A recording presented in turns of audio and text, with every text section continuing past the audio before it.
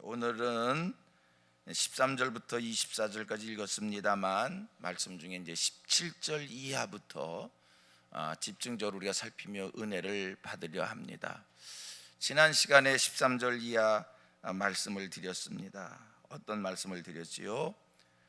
사도 바울이 유대인 입장에서 본 이방인, 유대인 입장에서 본 이방인에 대한 말씀을 주셨는데, 이방인들에게 준 이야기입니다. 너희들이 먼저 복음을 받았다고 해서 교만하지 말라, 이 얘기를 하고 있습니다.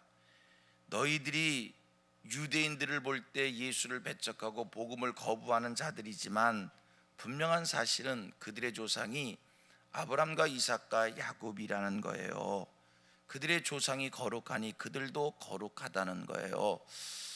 사도 바울 구약성경 민수기 15장 19절 이하의 말씀을 예를 들어서 곡식가루가 거룩하니 그 가루로 만든 떡이 거룩한 것이고 나무의 뿌리가 거룩하니 나무의 열매도 거룩하다, 이 비유를 얘기하면서 유대인이 그러하다, 이방인 너희들 유대인들보다 먼저 복음 받았다고 해서 교만하지 말고 겸손하라, 이 얘기를 13절 이하에 주었던 말씀이고요. 오늘 17절 이하 말씀을 보면 돌감람나무, 참감람나무, 이런 표현의 말씀이 소개되는 것을 봅니다. 참감람나무, 돌감람나무. 이건 또 뭔가, 여기서 돌감람나무가 얘기하는 것은 이방인이고 참감람나무를 얘기하는 것은 유대인을 이야기하는 겁니다. 감람나무는 성경 속에서 많은 곳에 등장을 합니다. 성경에 포도나무가 많이 등장하고요, 그 다음에 감람나무가 많이 등장합니다. 이스라엘 나라의 포도나무, 감람나무 매우 유용한 나무들입니다. 포도나무, 음료가 부족한 이스라엘에서 양고기를 먹는 그들에게 있어서 포도나무는요 굉장히 중요한 나무로 설명할 수 있는 거고요. 감람나무도 역시 마찬가지입니다. 이 감람나무는요 하나서 열까지 쓸모없는 게 하나도 없다는 거예요. 여러분들이 잘 알다시피 이 감람나무 기름이 올리브유이고요, 올리브 기름이고요. 이 올리브 기름 그들 식용으로 사용합니다. 약용으로 사용합니다.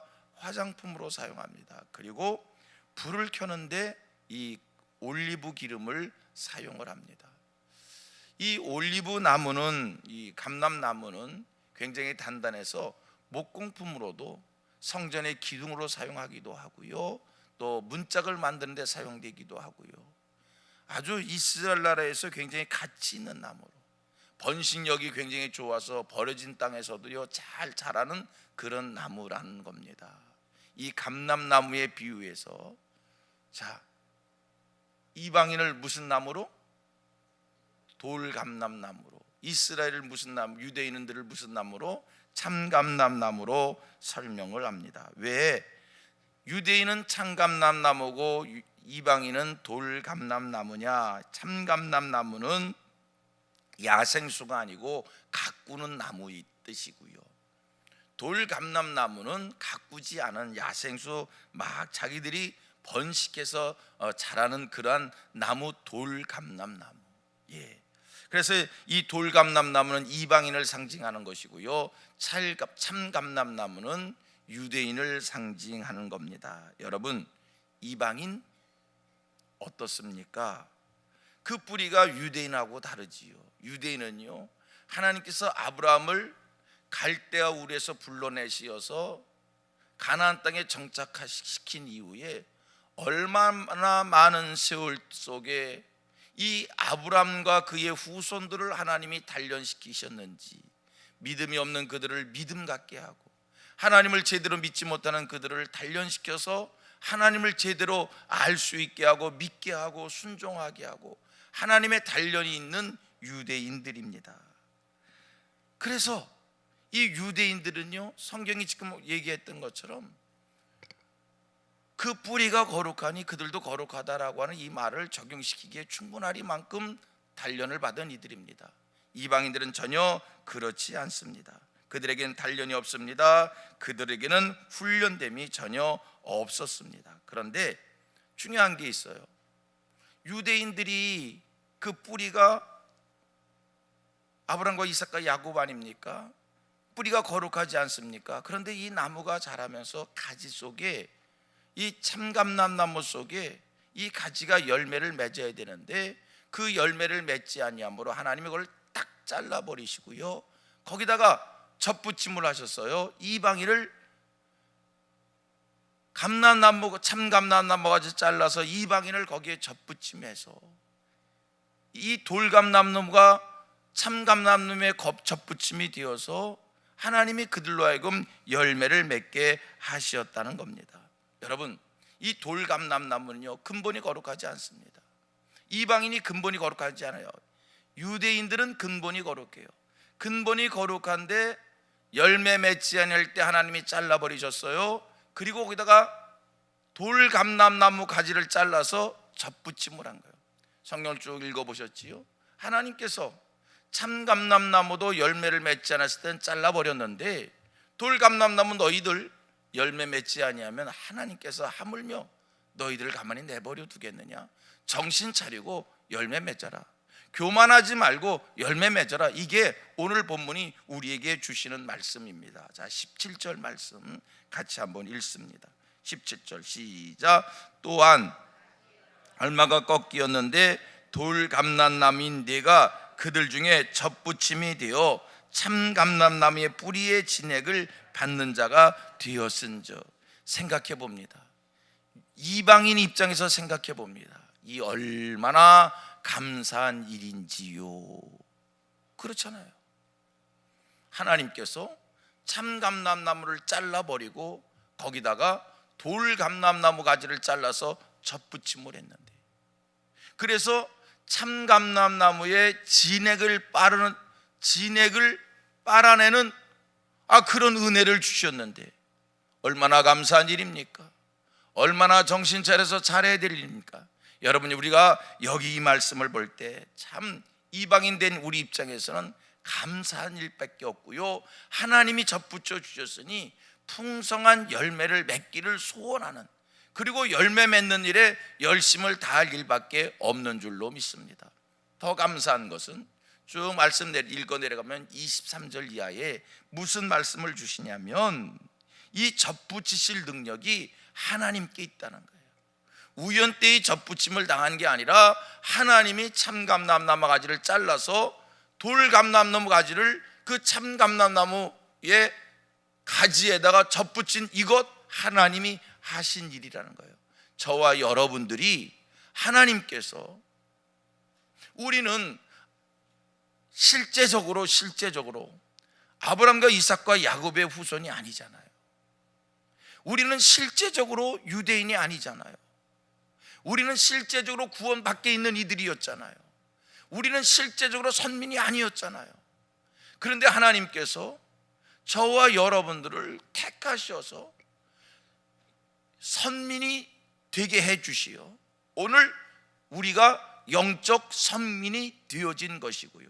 할렐루야. 우리가 아브라함과 이삭과 야곱이 아닌데 하나님께서 저와 여러분들을 택하셔서, 성경 속에서 아브라함과 이삭과 야곱이 받은 축복이 얼마나 큽니까? 하나님께서 저와 여러분들을 택하셔서 아브라함과 이삭과 야곱의 영적 후손이 되어서 믿음의 축복을 누릴 수 있는 이 은혜를 주신 것 얼마나 감사합니까? 자, 오늘 성경을 보면서 두 가지를 우리가 관심 있게 봐야 돼요. 첫째 하나는 하나님이 우리를 선택하시어서 영적 선민이 되게 해주신 것에 대해서 감사해야 돼요. 그리고 열매 맺어야 돼요. 두 번째, 교만해지면 안 돼요. 바울 사도가 13절 이하에서 계속 이방인에게 주신 이야기가 뭡니까? 유대인들보다 더 풍성한 자들이 됐다고 해서, 유대인들보다 더 먼저 복음을 받아들인 자들이 됐다고 해서 교만하지 말라, 이 말씀을 주고 있는 거예요. 성도님들, 우리가 오늘 하늘의 축복을 누리는 자들이 됐다고 해서 절대 교만할 일 없고요, 겸손하게 하나님의 은혜를 감사하면서 겸손하게 열매 맺는 삶을 살아가야 될 줄로 믿습니다.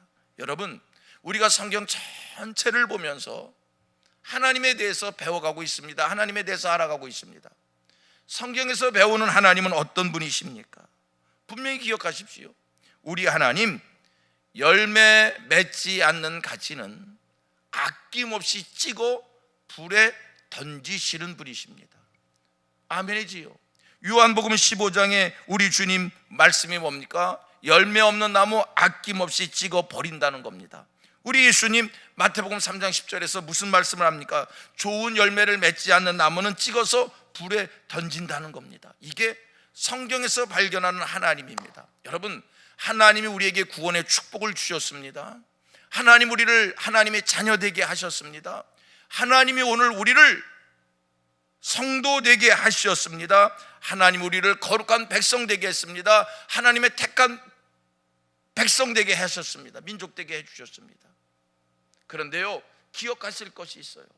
우리를 택하셔서 하나님 자녀 되게 하고 하나님의 축복을 우리에게 한량없이 부어주시지만 정신 차리셔야 됩니다. 기억하셔야 됩니다. 하나님의 사랑이, 하나님의 은혜가 우리를 구원받아 하나님 자녀 되게 하고 하나님의 축복을 누리는 자 되게 해주셨지만 한 가지 기억하셔야 됩니다. 우리 하나님 오래 기다리시지만 기다려도 열매 맺지 아니할 때, 열매 맺는 가지 되지 아니할 때 우리 하나님 찍어서 불에 던지신다는 거예요. 여러분, 유대인도 참감람나무도 하나님이 잘라서 돌감람나무를 갖다 접붙임을 했는데, 돌감람나무 된 우리가 참감람나무에 접붙임 된 자가 되었는데, 아니 참감람나무의 원줄기도 자르신 하나님께서 돌감람나무가 참감람나무에 붙어서 가지를 맺지 않는다면, 여러분, 아니 참감람나무도 자르신 하나님이 돌감람나무인들 그냥 놔두시겠어요? 하나님이 자르시는 거예요. 하나님 불에 던질 수 있는 거예요. 자, 17절 이하의 말씀이 그 경고의 말씀 아닙니까? 아까 읽었던 말씀이라 반복해서 읽지 않지만 한번 다시 읽어보셔봐요. 정신 차리라는 거예요. 참감람나무도 자르신 하나님이 돌감람나무도 분명 자르실 수 있을 테이니 먼저 구원받았다고 교만하지 말고 겸손하게 열매 맺는 삶을 살아라. 여러분, 우리는 하나님의 축복을 받았습니다. 우리는 하나님의 자녀가 됐습니다. 하나님의 축복받고 하나님의 자녀된 우리들이 이제 할 일이 뭡니까? 받은 축복 가지고 즐기는 삶입니까? 받은 축복 하나님 앞에 귀하게 열매로 올려드릴 수 있어야 할 줄 믿습니다. 오늘도 이 땅을 살아가면서 하나님 자녀 되었으니 하나님 앞에 귀한 열매를 올려드리기를 소원할 수 있는, 자, 성경 다시 한번 읽어봅니다. 제가 17절 한 번 더 읽을 텐데 여러분들이 18절을 읽으십시오. 여러분 18절 읽으십시오. 또 한 가지 얼마가 꺾이었는데 돌감나무인 네가 그들 중에 접붙임이 되어 참감나무 뿌리의 진액을 함께 받는 자가 되었은즉,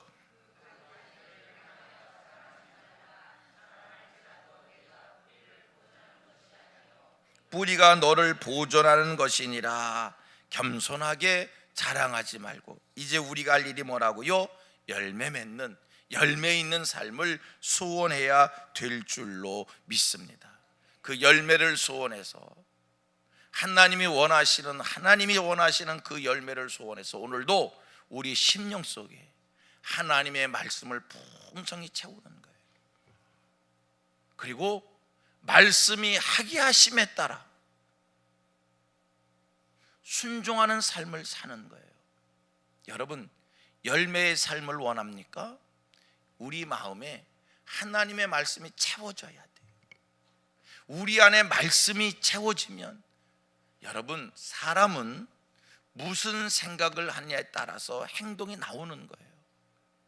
말씀이 채워진 사람은 말씀이 하게 하는 음성이 있는 거예요. 오늘 내가 하나님의 음성을 듣지 못한다. 이유가 있어요. 내 마음에 하나님의 말씀이 채워져 있지 않기에, 날마다 하나님의 말씀을 심령에 채우는 일을 게을리하지 마세요. 게을리하지 마세요. 겸손하게 집에서도요, 좀 기독교 방송들 설교 좀 많이 들으시고요, 눈으로 보는 성경 보기 싫으면 그 책 보는 것도요, 성경도 책이잖아요. 책 보는 것도 훈련이 안 되면 안 읽어져요. 어떡하겠어? 들려지는 설교를, 하나님의 말씀 설교라도 많이 들으세요. 기독교 방송을 많이 들으셔서 설교 좀 들으시고, 예배자에 나와서 설교를 참 자꾸 들으시고, 말씀이 심령에 채워질 때 할렐루야, 그 말씀이 나를 간섭하시고 말씀이 하게 하는 일이 있고 순종할 때 우리에게 하나님이 원하시는 삶의 열매가 풍성히 맺혀지고, 그게 성도의 축복된 삶인 줄로 믿습니다. 기도합니다.